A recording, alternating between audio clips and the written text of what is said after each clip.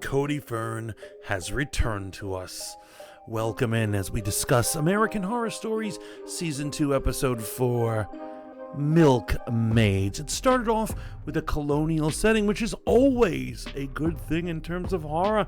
I gotta tell you, it's just as good as a good medieval tale. It's filled with ignorant people, religious, zealous, and people making all the wrong decisions. Great place to start off with a horror story. And I have to tell you, once they began eating the very heart of CodyFern's wife, I said, this is gonna go down in history as a modern classic. We have the story of a reverend, a small town filled with smallpox, people dying in droves, and the one last truly religious or good-hearted man to ever exist is CodyFern, watching out for a lone boy, his son, after they unfortunately lost their mother. Now, CodyFern is a good man. He's friend to prostitutes and the milkmaids, which is something I never realized would ever be looked down upon. That's just odd that their society doesn't like women who milk cows. Frankly, I would give them a medal for doing that, but like I said, it's colonial times. They make bad calls. And he's the only one who will let these women in his life, or anyone else for that matter. However, series similar to the vampire scares calls for Mercy Brown in the 1800s of Rhode Island. Here, there is a scare of people dying and their bodies not decaying correctly, which leads people to believe something supernatural is going to happen. Now, as soon as they ate the heart, both the priest and CodyFern, I believe something special was going to happen. Were they on the verge of being vampires?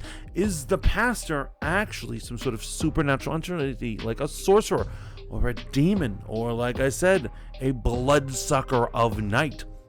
I honestly was really enjoying this and just waiting for some sort of setup or something to come.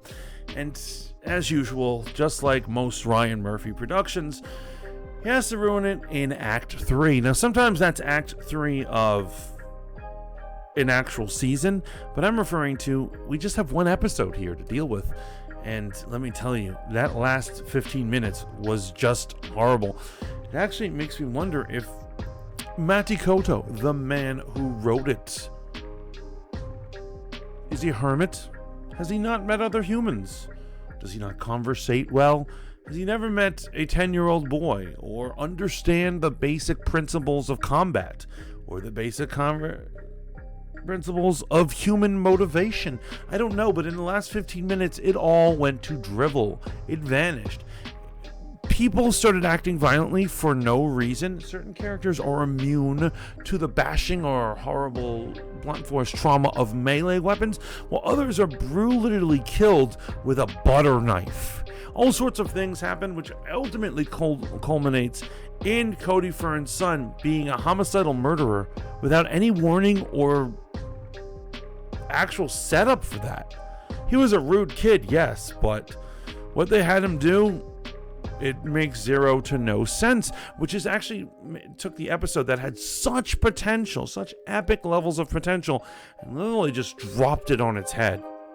It was almost like Ezra Miller talking to one of his female fans. Now, I gotta say, I'm really disappointed in this one. I will say that in terms of artistic way, it was beautiful in that it was disgusting. American Horror Story, like any horror story, does a good job of making you sick to your stomach, and they do a great job of that when what's going on is one of the characters is a prostitute who has these sores she's had all up and down her, like underneath her dress, and they're pus ridden, and she says that anyone who drinks from them does not get smallpox. She believes that she is infected with smallpox, just has the ability to pass this on, and therefore has become a prostitute. She's almost like God's prostitute. Oh, I can't believe I've even said those words. Just don't tell my pastor that I said that. But yeah, that's what she believes in her heart of heart is going on, and it was definitely a fascinating character situation and all these things. Now, they went also into the science of how to cure this thing, and honestly, I don't know anything about cowpox. It sounds completely made up. I looked it up.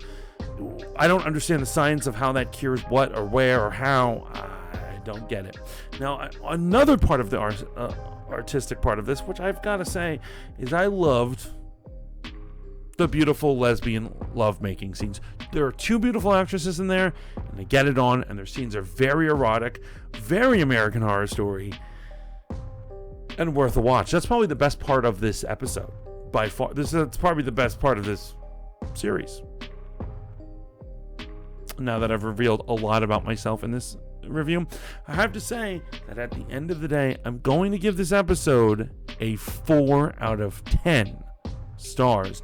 That's right, not living La Vida Veloca, not bringing it to the table. Now, I want to do a real quick thing about what I've said. Last week, I said that this episode would be called Cast. I was told that it was Cast, just like we thought the second episode would be called Necro. Apparently, the list of episodes they're giving us, there's no rhyme and reason. None of it makes any sense. None of it. Not a lick of it.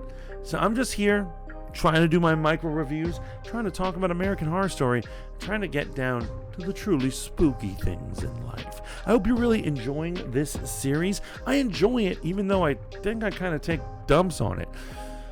It's not as good as regular American Horror Story, and it's the only thing that's going to let us get something out of our system until October, when we get the 11th season of American Horror Story, which we all know is going to be taking place in New York around the 1970s. It has a lot to do with Studio 54 and just crazy nightlife, crazy New York things. I can't wait for this.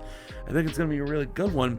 But in terms of American Horror Stories, it's just kind of there. But I'm going to be reviewing every episode, the most important part of any of this. I'm just wondering, what did you think of it? Did any of it creep you out? What did you think of those lesbian scenes? What do you think of this whole thing? Was CodyFern, was his magic wasted on this episode? I'm thinking, yeah, and I would love for you to let me know down in the comments. But it is my great pleasure to discuss horror with each and every one of my ghouls and goblins. Until next time, ciao for now.